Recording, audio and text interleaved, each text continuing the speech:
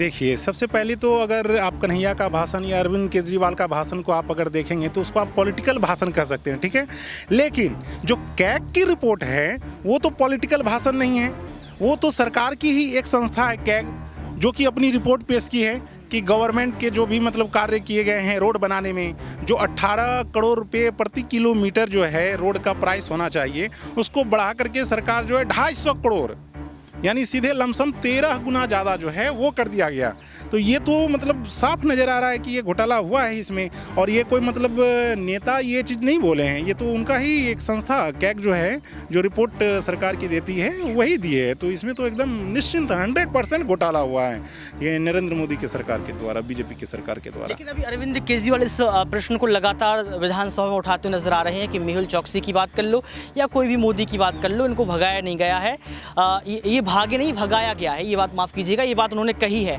और राहुल गांधी की इसी शब्द पर मोदी संयम को लेकर जो है मानहानि का केस आपने देखा था। क्या आपको लगता है कि राहुल गांधी की बात अरविंद केजरीवाल की भी सदस्यता खत्म हो जाएगी, क्योंकि लगातार अब घिर रहे हैं? नहीं, आप ये अरविंद केजरीवाल का सदस्यता नहीं खत्म कर पाएंगे, अब मोदी जी घिर रहे हैं। मोदी जी जो है, बीजेपी सरकार घिर रही है, अब वो एक्सपोज हो रही है। बीजेपी गवर्नमेंट जो है धीरे धीरे एक्सपोज हो रही है जनता के सामने। सॉरी, अब जो है ये किसी भी नेता पे कार्रवाई नहीं कर पाएंगे, क्योंकि जो भी है इनका जो भी गलत बीजेपी गवर्नमेंट में शुरू से लेकर के अभी एक भ्रष्टाचारी थे, आसाम के मुख्यमंत्री बना दिए गए, उन पे भी ये आरोप लगाते थे। उस पर तो कोई दूसरा आरोप नहीं लगाता था। जब वो कांग्रेस में थे तो एकदम चीख के नरेंद्र मोदी कहते थे अरे भ्रष्टाचारी है, भ्रष्टाचारी है। अब तो वो अपने गोद में उनको बैठा लिए। अब वो भी वैसे व्यक्ति को, भ्रष्टाचारी व्यक्ति को आसाम का मुख्यमंत्री अपने भाषण में कहते हैं कि कांग्रेस भ्रष्टाचारियों की सरकार है, ठीक है। कांग्रेस का निर्माण कब हुआ था? 1885 में ए.ओ. ह्यूम किए थे। और बीजेपी का कब निर्माण हुआ है? 1980 के लमसम, ठीक है, 1980 में। इसका पार्टी फंड 6000 करोड़ रुपया है और कांग्रेस का पार्टी फंड 1200 करोड़ रुपया है। तो कितना अंतर है? आखिर तुमको 6000 करोड़ रुपया किसने दे दिया? उसका जांच होना चाहिए नहीं? मेरा तो मांग है कि इन जो भी मतलब पार्टी फंड होता है, जितनी पॉलिटिकल पार्टी का है, सबको आरटीआई के दायरे में आना चाहिए, क्योंकि सारे लोग चोर हैं। मैं एक को नहीं, हर संस्था में भ्रष्टाचार है। लॉ मिनिस्ट्री जो है पैनल एडवोकेट निकालती है, ठीक है, उसमें अपने कार्यकर्ताओं को भर देती है। क्या ये भ्रष्टाचार नहीं है? जांच नहीं होना चाहिए लॉ मिनिस्टर का? आप क्यों नहीं दूसरे वकीलों को मौका देते हैं? ये तो भ्रष्टाचार ही है ना। आप प्रत्यक्ष ट्रांसपेरेंट रूप से आप पैनल एडवोकेट का बहाली कीजिए। आप अपने लोगों को घुसा दे रहे हैं। हर संस्था में ऐसा है, मतलब हर इंस्टीट्यूशन में ऐसा देखा जा रहा है। तो इसको क्या कहेंगे? करप्शन नहीं कहेंगे तो क्या कहेंगे? करप्शन सिर्फ मनी से करप्शन नहीं हो तो लगता है। बीजेपी तो आरोपियों को ही अपने पार्टी में मिला लेती है। अजित पवार डिप्टी सीएम बना दिया। कुछ दिन पहले प्रधानमंत्री खुद चिल्ला करके बोल रहे थे महाराष्ट्र में 70,000 करोड़ लूट लिया, 70,000 करोड़ लूट लिया। तो भैया आपने अपने पार्टी में क्यों शामिल किया उनको? आखिर क्या हमदर्दी है आपको? ऐसे ही उनको जुमलेबाज नहीं बोला जाता है। प्रचार किए कि 15 लाख करोड़ जो है मतलब वो आ जाएगा सभी के खाते में। कहाँ आया?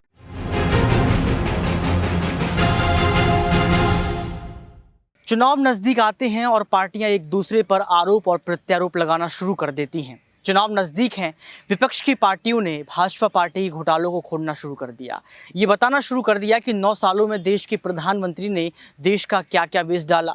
देश के प्रधानमंत्री ने अगर परिवहन के लिए कुछ काम किया है तो कितने घोटाले कर दिए। देश के प्रधानमंत्री ने अगर सड़क बनाई है, अगर कुछ इमारत बनाई है तो कितने घोटाले हो गए। यानी कि एक के बाद एक बड़े बड़े घोटाले विपक्ष की पार्टियाँ प्रेस कॉन्फ्रेंस के जरिए बताने का प्रयास कर रही हैं।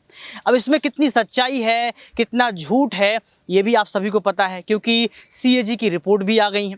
रिपोर्ट आने के बाद अरविंद केजरीवाल दिल्ली विधानसभा पहुंच गए, वहां पर भी खुलासा कर दिया, ये बता दिया कि मेहुल चौकसी या तमाम लोग जो भागे हैं वो भागे नहीं है, भगाए गए हैं। ये बता दिया कि अडानी की सेल कंपनियों में 20,000 करोड़ रुपए किसके हैं। राहुल गांधी ने भी लाल किले से ऐलान कर दिया था कि हमारे देश को चलाने का काम अडानी और अंबानी कर रहे हैं, प्रधानमंत्री कुछ नहीं कर रहे हैं। यानी कि आप समझ सकते हैं कि राजनीति घूम फिर के अडानी, मेहुल चौकसी तमाम लोगों पर आ रही है और ये बता रही है कि प्रधानमंत्री जो कर रहे हैं वह गलत कर रहे हैं, ये देश के साथ पक्षपात है। अब ये सब कुछ 24 को लेकर है या फिर सच्चाई को लेकर है, इसको जानने जानने का प्रयास करेंगे कि आखिर लोग क्या सोचते हैं और सुप्रीम कोर्ट के वकील क्या सोचते हैं, क्योंकि ये कहा जाता है कि जो वकील होता है उसको इतना नॉलेज होता है कि वो चीज़ों को समझता है, परखता है, परखने की क्षमता अच्छी होती है। नमस्कार, आपके साथ मैं हूँ ऋतिक सबिता। स्वागत है आपका नेक्स्ट 9 न्यूज में। राजन कुमार हमारे साथ मौजूद हैं। इनसे जानने का प्रयास करेंगे कि जो लगातार अखबार भरे पड़े हैं खबरों से, घोटालों से, जो प्रेस कॉन्फ्रेंस लगातार की जा रही है विपक्ष की पार्टियों की तरफ से, उसमें कितनी सच्चाई है, घोटाले हुए हैं या घोटाले बिल्कुल भी नहीं हुए हैं। सर, आपका बहुत बहुत स्वागत जी, धन्यवाद। कैसे देखते हैं आप सीओजी की रिपोर्ट आना, जो है अरविंद केजरीवाल का दिल्ली विधानसभा में फिर से पोल खोल देना, सुप्रिया श्रीनेत की प्रेस कॉन्फ्रेंस, पवन खेरा की प्रेस कॉन्फ्रेंस, कन्हैया कुमार का भाषण, कैसे देखते हैं? लगातार राजनीति जो है अब कुर्सी के खेल में तब्दील होती हुई नजर आ रही है। देखिए, सबसे पहले तो अगर आप कन्हैया का भाषण या अरविंद केजरीवाल का भाषण को आप अगर देखेंगे तो उसको आप पॉलिटिकल भाषण कह सकते हैं, ठीक है। लेकिन जो कैग की रिपोर्ट है वो तो पॉलिटिकल भाषण नहीं है, वो तो सरकार की ही एक संस्था है कैग, जो कि अपनी रिपोर्ट पेश की है कि गवर्नमेंट के जो भी मतलब कार्य किए गए हैं रोड बनाने में, जो 18 करोड़ रुपए प्रति किलोमीटर जो है रोड का प्राइस होना चाहिए, उसको बढ़ा करके सरकार जो है 250 करोड़, यानी सीधे लमसम 13 गुना ज़्यादा जो है वो कर दिया गया।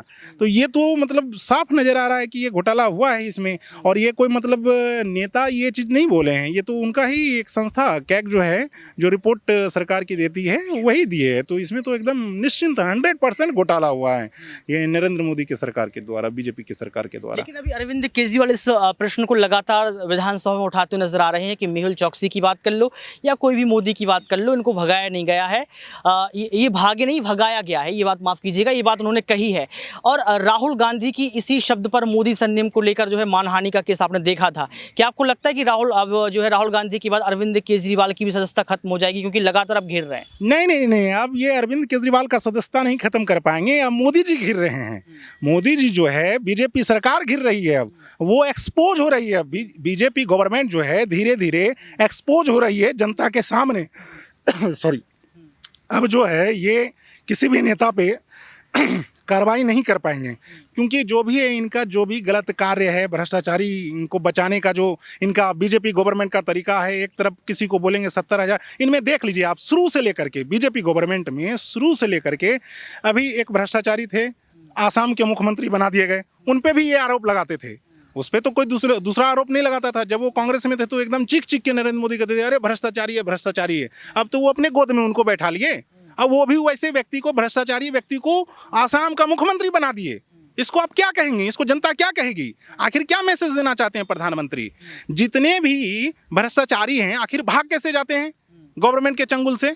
आप तो गरीब, अगर जनता कुछ भी लोन लेती है तो गवर्नमेंट उसको पकड़ लेती है, बैंक वाला पकड़ लेता है। लेकिन जो बड़ा बड़ा नेता है, ये लोग, ये बड़ा बड़ा बिजनेसमैन है, ये लोग पैसा लेकर के भाग कैसे जाते हैं? इसलिए भाग जाते हैं क्योंकि ये लोग चुनाव में फंडिंग करते हैं, गवर्नमेंट को फंडिंग करते हैं। आप ही देख लीजिए, ये मोदी जी अपने भाषण में कहते हैं कि कांग्रेस भ्रष्टाचारियों की सरकार है, ठीक है। कांग्रेस का निर्माण कब हुआ था? 1885 में एओ ह्यूम किए थे। और बीजेपी का कब निर्माण हुआ है? 1980 के लमसम, ठीक है, 1980 में। इसका पार्टी फंड 6,000 करोड़ रुपया है और कांग्रेस का पार्टी फंड 1,200 करोड़ रुपया है। तो कितना अंतर है? आखिर तुमको 6,000 करोड़ रुपया किसने दे दिया? उसका जांच होना चाहिए नहीं?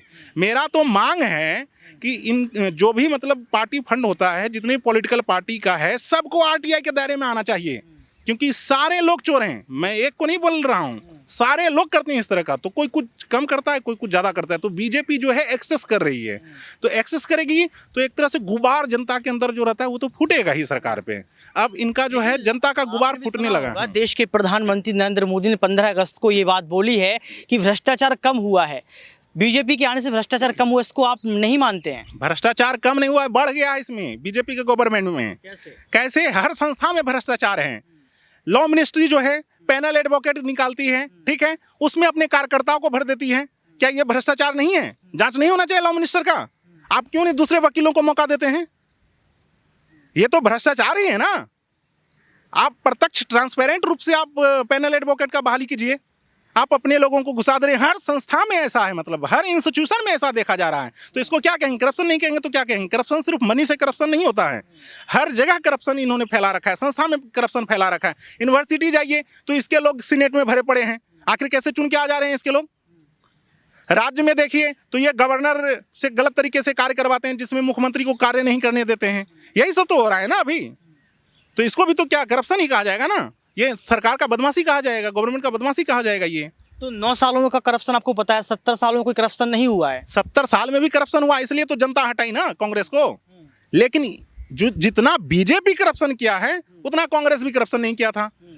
ये ए राजा पे बार बार हंगामा करते थे बीजेपी वाले कि ए राजा भ्रष्टाचारी है, ठीक है, आरोप लगा था तो उसको तो कांग्रेस वाला निकाल दिया था अपनी पार्टी से।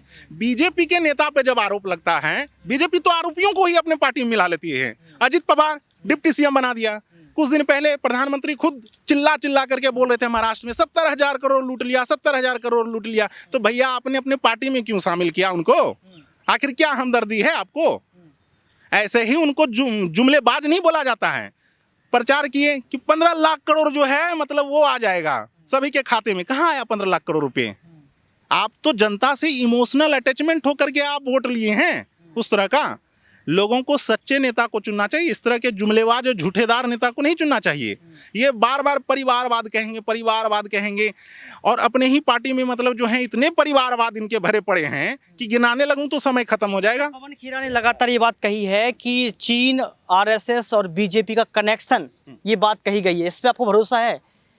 नहीं, ऐसा तो नहीं है, ये चीज़ मैं नहीं मानता हूँ कि, लेकिन तब भी जो है रिलेशन जो होता है, चाइना जो है बड़ा कंट्री है, अब हर चीज़ तो इंडिया बनाएगी नहीं, तो इसको प्रत्यक्ष रूप से हर देश को जो है ग्लोबली जो है हर देश को दूसरे देश पे डिपेंड रहना पड़ता है। ऐसा नहीं, ये चीज़ मैं नहीं मानता हूँ। अच्छा, क्योंकि पवन खेरा लगातार ये बात कह रहे हैं कि अगर एक समय ऐसा था जब जवाहरलाल नेहरू और तमाम लोग जो थे वो चीन से डायरेक्टली लड़ने के लिए तैयार होते थे, चीन को आईना दिखाने का काम करते थे, लेकिन देश के प्रधानमंत्री चीन के मुद्दे पर भी शांत हैं। ये बात अरविंद केजरीवाल भी कह रहे हैं और तमाम विपक्ष की पार्टियों के नेता भी कह रहे हैं। इसमें सच्चाई नजर आती है? देखिए, ये समय लड़ने का नहीं है, ये समय शांति का है, विकास का है। अगर पिछले समय में कुछ हुआ है उस तरह का तो ठीक है, लड़े हैं, लेकिन ये समय जो है अपने देश को विकास के गति पे बढ़ाने का है। इस वजह से लड़ाई तो मतलब होना नहीं चाहिए किसी भी देश में, ये सही नहीं है। जो भारत देश अभी है ठीक है। और क्या घोटाले आपने देखे 9 सालों में? आपने लगातार बातें तो कही हैं और कुछ नजर आता है जिस पर? बहुत सारा व्यापम घोटाला है एमपी में, चावल घोटाला है छत्तीसगढ़ में, कितने बहुत सारे घोटाला हैं।